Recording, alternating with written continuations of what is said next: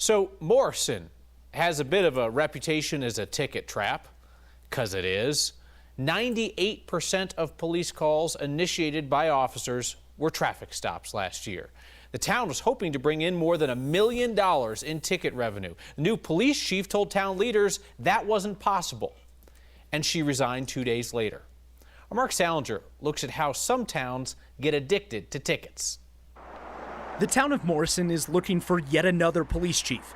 Misty Sitterfin leaves the job Thursday after resigning just 3 months after she was hired. The pressure to keep up with the infamous ticket trap may have played a big role. At a board meeting on October 5th, she told town leaders the department would bring in $300,000 worth of fines this year, more than $800,000 less than the town had budgeted for. 2 days later, she submitted her letter of resignation. The entire budget was based on traffic tickets, and ethically, I could not do that. George Mumma knows her predicament well. He was the chief of police in Morrison for nearly 3 years, but retired in August of 2020 after he says the town manager wanted his department to write more tickets instead of focus on community policing.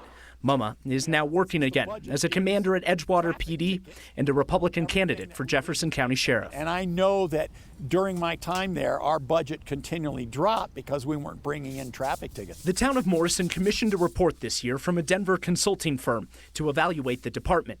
It found officers were pressured to write traffic tickets to subsidize the town's budget.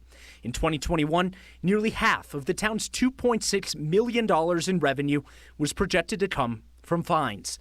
The other half came from taxes, along with other smaller sources of revenue. I guess I don't know how a little town like Morrison gets out of that sort of addiction. Lonnie Schabel is a professor at CU Denver, focusing on policing.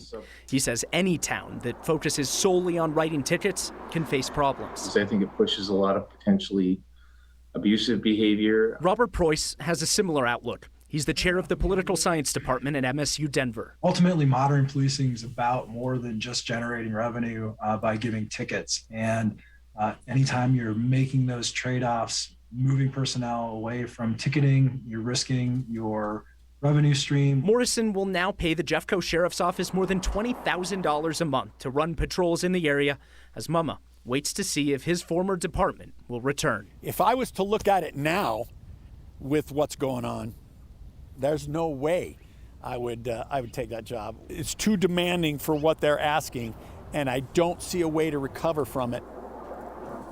One of the recommendations the report made was to close down the department completely and let the Jeffco Sheriff's Office take over permanently. The report said that would be a solution, of course, to the town's dependence on writing traffic tickets for revenue.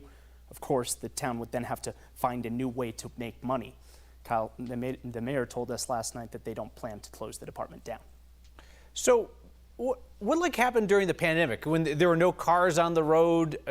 Were Morrison police out helping people, doing other stuff? Yeah, Mumma was still chief for part of it up until August of 2020, and he said that the town wanted them to still go out on C-470 and try and catch speeders. Of course, as we all know, there weren't a whole lot of cars on the highway at that time, so they didn't see a whole lot of people. Wow. Well, that's interesting. The town is very adamant that they're going to keep a police force, a.k.a. revenue generation department. They need the money. Yeah. Interesting stuff. It's interesting, really, to see the hard numbers. Mark, thank you.